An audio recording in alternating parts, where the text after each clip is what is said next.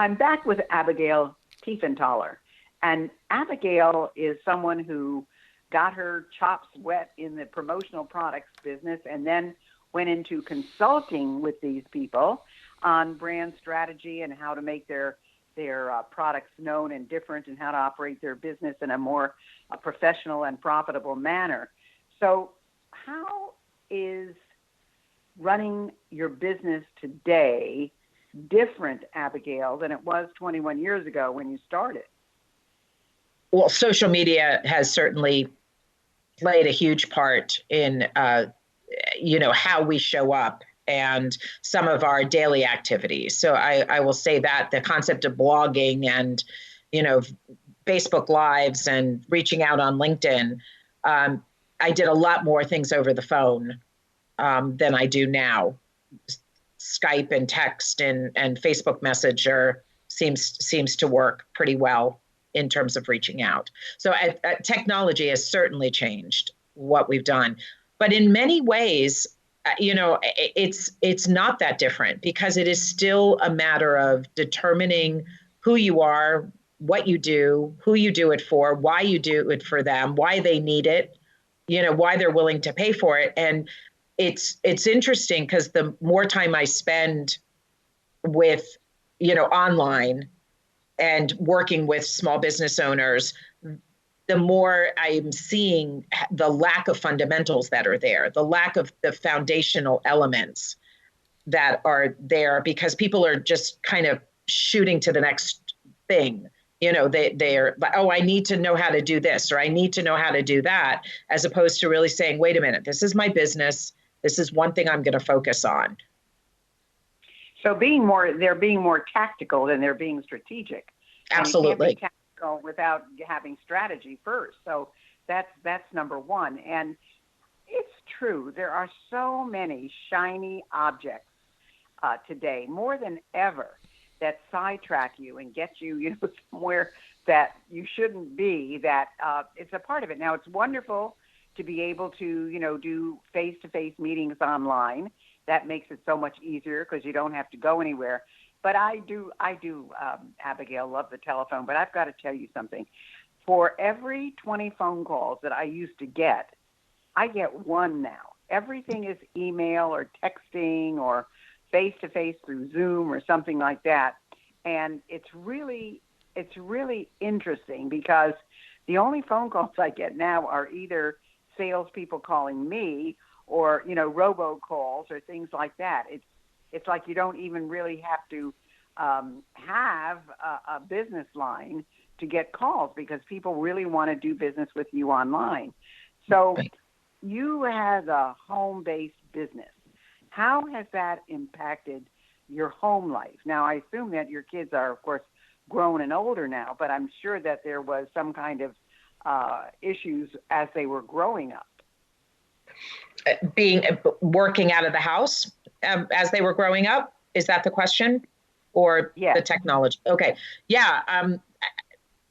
My every time we would go away, Abigail, mom was always off taking a phone call because when I ran my promotional products business, and even to some degree, when I run my consulting business now, when my phone rings, I answer it.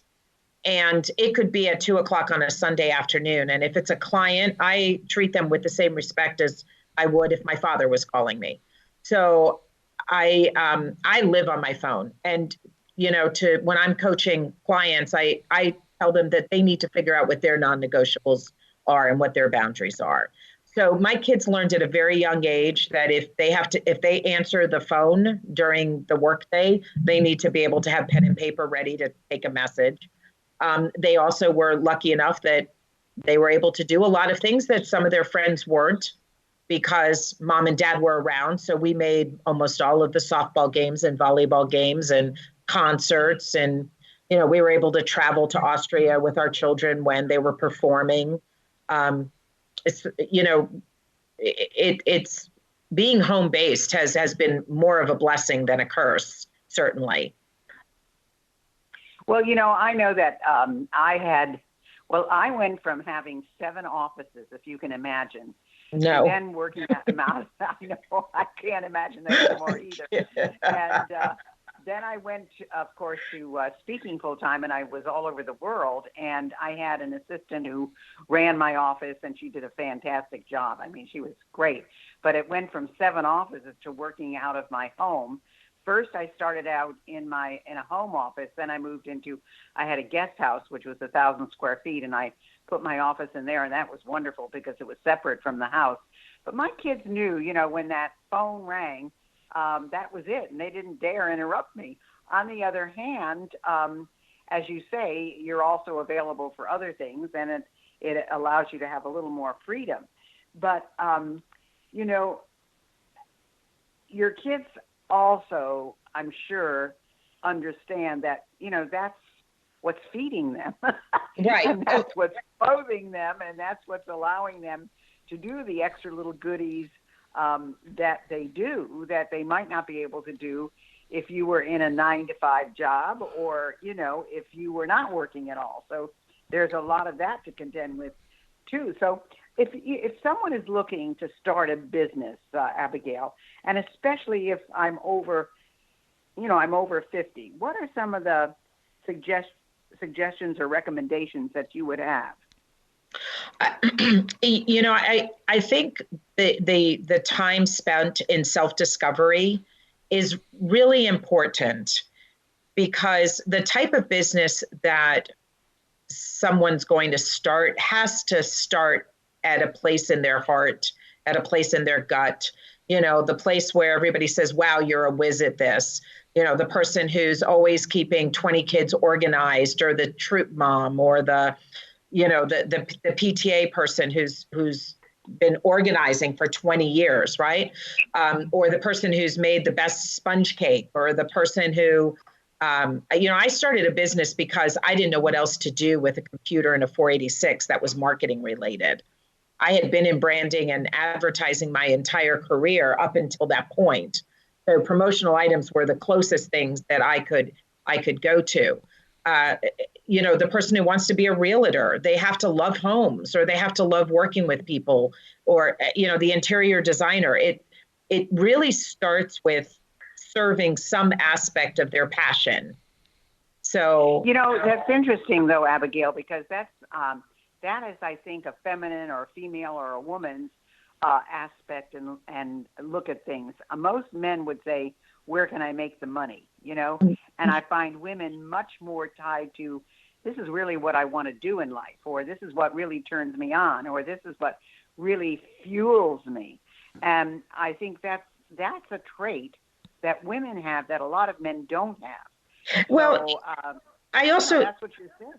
Yeah, and I also think, we're not talking about a 22-year-old. We're talking about a woman over 50. So at some point, regardless of what she's done the previous 50 years, chances are, if she's looking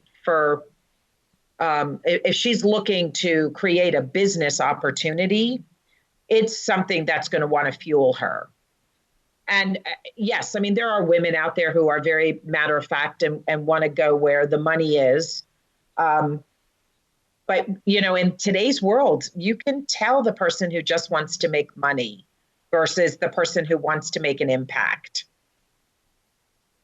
And I think, that goes back to, am I going to work for someone, or am I going to work for myself? And of course, we say there isn't supposed to be age discrimination, but we know that there is age discrimination.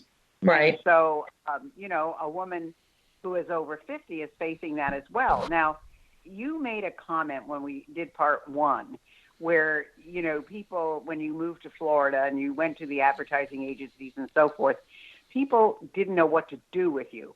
Right. Why do you think that was? I think there was just, we were just out of alignment with each other. New York City advertising, back in the 90s, I mean, and I still think today, was cutting edge. It was innovative. It was collaborative. It was, very proactive. And a lot of the agencies in the 90s in South Florida were still pretty perfunctory. They were, reactionary. They were very retail oriented in that it was like one and done. It was a very different type of environment. And so when I say they didn't know what to do with me, and I mean, this was part of the problem I had for my first 15 years in corporate America was, my boss was either ready to fire me or promote me. They never knew what to do with me because I was always a little bit of a renegade, so I think they would say, oh, I'd love to collaborate with you. I think you'd be great in business development, but, we're going to need to hold the reins more than they really wanted to. And of course, I'm a maverick. I didn't want to have any reins on me at all. So that's why I'm saying, I think that the owners of the companies at some of the South Florida agencies were, they were looking for people to come in and do a specific job and them being able to micromanage it. And I wasn't going to be that person. Well, I was reminded this morning, again, one of my friends emailed me a message and reminded me, I don't know, I'm sure you're familiar with the Chicken Soup for the Soul books. And Sure. Both of those gentlemen, both Jack Canfield and Mark Victor Hansen, are friends of mine. I know who they are, and I've known them for years. And, they went through like 147 rejects before they ever published their book, Chicken Soup for the Soul. And they just kept going and going and saying, next, next, next. And it's almost having that insane belief that your way is the highway and what you've got to offer is so good that somebody's going to want it and going for it. And that is something that's really, really hard to do. If someone says no to you 3, 4, 5, 6, 7, 8, 9, 10 times, it is discouraging. So when people look to start their own business, and especially if I'm a woman 50 plus and I feel like I've been put out to pasture and what is there for me out there, it's tough to get into the mindset that, I am valuable and I do have something to offer. So when you strategize with people, your company's name is Sweetspot Strategies. That's your website, sweetspotstrategies.com. What made you come up with that name? It came to me a couple of years before I even started my consulting business. And it was really about helping people find their sweet spot. And their sweet spot, I define that as the place, if you think of a racket or you think of a golf club, you can always tell when that ball was hit from the sweet spot because it just has a smoothness to it and it has a richness to it. And, that's why the tennis racket was strung the way it was strung, right? So for a business owner, for a woman, because most of my clients are women, although I've worked with some men, for women, it's finding something that when you hear them talk about it, their face lights up. It's truly who they are as a part of their heart, their soul. And it's a matter of putting the business around that part of who they are. I agree with you. I think, I have been in business for 60 years and I have been through the good and I've been through the bad and so forth. And there are certain things that do light me up. So when you work with these women, what is the biggest obstacle that you find they have? There's two. And the first one is really the confidence to be able to dig that deep into them to say, you know what, I can take this. So women and again, we're talking about women over 50, but a lot of them, we were raised not to be boastful. We were raised to be seen and not heard. We were raised to, the girls do this and the boys do that, right? I mean, I'm 58. I have 3 brothers. And, my mother and I did certain things that my brothers never had to. And so we have all of this kind of baggage that comes to us. And now in this day and age, you've got pictures of, girls showing up with hands on their hip and, the the Superman pose and all of these things, which take a little bit of time to get used to. So number one is like being willing to dig deep enough to say, you know what, I do know organization. I know how to make the best sponge cake. I can help a promotional products client better than anybody else. Like that conviction and that confidence. And then here's the second part. It's really having the courage to stand out. You know, it's interesting that you say that, because I'm a lot older than you are, Abigail. And I was so fortunate to be raised by a mom who did not have a high school degree, did not work, but she taught my sister and I, and my sister is kind of the same way I am, that we had to be able to earn our own living, that we could not depend on a guy to take care of us, and we better have a job when we finish college.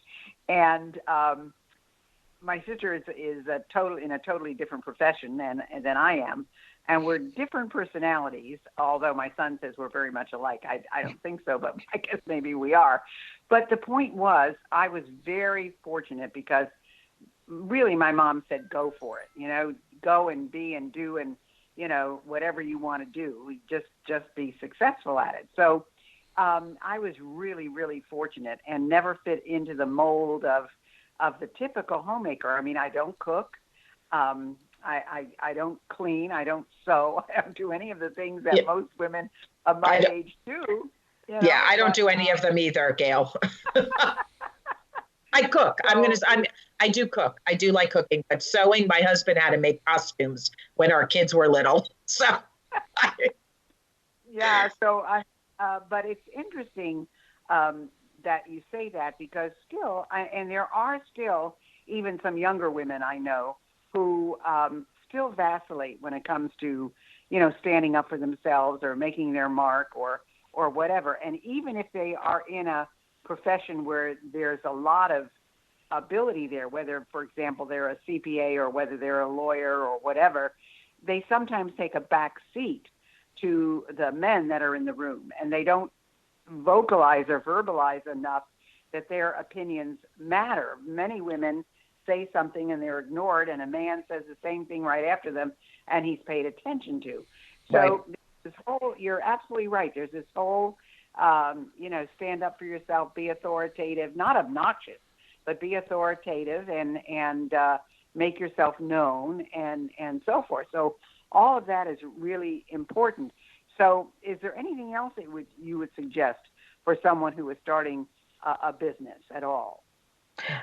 You know, ask questions to themselves, ask questions within their own community, and reach out to support. There are some wonderful coaches out there that if they really don't know what they want to do or what they feel called to do or where they think they can make money, they can monetize their skill, there are some life coaches out there that can help them with that. You know, as a branding expert, I really pick up a client when they have an idea of what they want to do. And so now the question is, where do they go? How do they show up differently? You know, do I have time for a quick example? Of course. Absolutely. Okay. I didn't know. So I was working with a woman who owned a home health care company down in South Florida. Now, home health care companies are like, you know, promotional products distributors, right? We're a dime a dozen. There's a ton of them, especially in South Florida. And I did a VIP day with this client and as a part of a consulting package.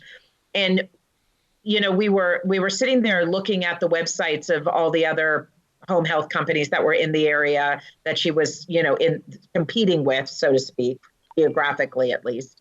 And we started talking about her story and how she got into her business. And she had a couple of very unique things that she had experienced that probably other home health company owners hadn't. But one of the things was she really understood the whole memory care conversation, because she got into home health because of her aunt, and her aunt had dementia. and her aunt was in a home, but every time she went to visit her aunt in the home, she was off in a corner by herself, and she didn't want any other family to experience that. And in listening to her a little bit more, she really understood the caregiver's dilemma. And this was, we're going back probably 6 years now in terms of working with her. Well, everybody in the market was talking about, we can help you, while your husband or wife are recovering from hip surgery or, rehab or whatever. I said, nobody's talking. And all the websites said they were certified in memory care or Alzheimer's or whatever. I said, why don't you show up as the person that's really focused on the caregiver versus the person who's focused on the caregiving? And that changed the entire conversation for her. Right. That's right. Absolutely. You're totally right. Well, let's tell people, first of all, how to get in touch with you, Abigail. Where can they find you? Let us know if you have anything special that you want to offer to our listeners. Anything at all. How can they reach you? What's the best way to do that, etc.? So I am on social media, LinkedIn, Facebook, Instagram, Twitter, and I'm there as Abigial Teifenthaler. You can find me at sweetspotstrategies.com. And I have a Facebook page, Sweetspot Strategies, as well. I do have a great little freebie that I launched recently. And I did it because there were so many, again, these fundamental elements are missing from a lot of small business owners. And some of them are as simple as just leaving a message that's business focused on your phone, or having an email that has a tagline or a link to something you're offering. I mean, so not everything is expending money. And it's called a pre-marketing. It's called the Baker's Dozen, a pre-marketing checklist, and it's on my website for free. You can also schedule a strategy session there. If I love to have coffee and get to know other women, we can do it virtually. If you're in Aiken, South Carolina, we can do it live. So, I really want women to understand that there are a lot of really good women out there who are looking to give hands up and, support to help people at the next, on the next leg of their journey. Well, first of all, let's give the name of the little checklist again. What is the name of it? It's called a Baker's Dozen. It's a pre-marketing checklist, 13 different things you can do to improve your visibility online. Okay, so you can get that by going to her website, which is Sweetspot Strategies, just like it sounds, SWEETSPOT Strategies, STRADEGIES.com. Right. And you might not have gotten her name, Abigail Teifenthaler. It's TIEFENTHALER.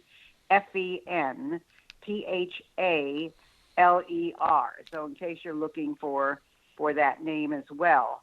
And I think, those are things that are really important, Abigail. I think that certainly if they go to your site, they're going to get a lot of information as to what you do. And I think the checklist will help people a great deal. We have about 2 minutes left. Is there anything we haven't asked you or you have said that you would like our audience to know?